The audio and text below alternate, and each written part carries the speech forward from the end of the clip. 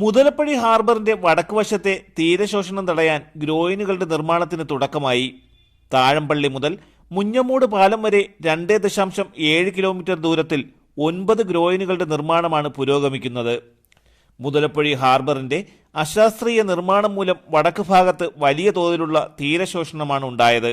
ഇവിടെ ശക്തമായ കടലാക്രമണത്തിലുണ്ടായ തീരശോഷണം തടയാൻ പരീക്ഷണാടിസ്ഥാനത്തിൽ ഗ്രോയിൻ സ്ഥാപിക്കുകയും ഇത് വിജയിച്ചതിനെ തുടർന്നുമാണ് ഇവിടെ പുതുതായി വീണ്ടും ഗ്രോയിനുകൾ സ്ഥാപിക്കാൻ പദ്ധതിയിട്ടത്. ഗ്രോയിനുകൾ നിർമ്മിക്കുന്നതിലൂടെ കൃത്രിമ തീരം നിർമ്മിക്കാൻ സാധിക്കും. കിഫ്ബി സഹായത്തോടെ തീരദേശ വികസന കോർപ്പറേഷൻ 26.51 കോടി രൂപയുടെ പദ്ധതിയാണ് നടപ്പിലാക്കുന്നത്.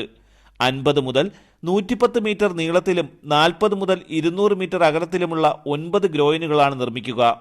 കഠിനംകുളം കായലിന്റെ തീരസംരക്ഷണത്തിനായി ജിയോ ട്യൂബുകൾ ഉപയോഗിച്ച് സുരക്ഷ ഒരുക്കുന്ന നടപടികളും ഇതോടൊപ്പം ആരംഭിച്ചു.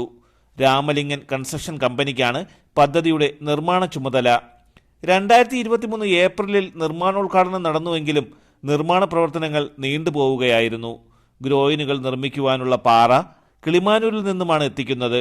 താഴമ്പള്ളിയിലെ വെയ് ബ്രിഡ്ജിൽ എത്തിച്ച് തൂക്കം വിലയിരുത്തിയ ശേഷം JCBയുടെ സഹായത്തോടെയാണ് പാറ കരയിൽ നിന്നും കടലിലേക്ക് നീക്കുന്നത്. നിർമ്മാണ പ്രവർത്തനങ്ങൾ ഹാർബർ എഞ്ചിനീയറിംഗ് വിഭാഗത്തിന്റെ മേൽനോട്ടത്തിലാണ് പുരോഗമിക്കുന്നത്.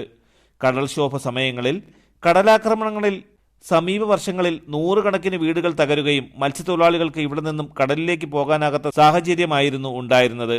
ഗ്രോയിനുകൾ നിർമ്മിക്കുന്നതിലൂടെ തീരശോഷണം ഇല്ലാതാക്കി കൂടുതൽ മണലടിഞ്ഞ് തീരം രൂപപ്പെടുകയും മത്സ്യത്തൊഴിലാളികൾക്ക് വള്ളങ്ങളും മറ്റു ഉപകരണങ്ങളും തീരത്തേക്ക് കയറ്റി വയ്ക്കാനും സാധിക്കും. തലസ്ഥാന വാർത്തകൾ, പെരുമാതുറ.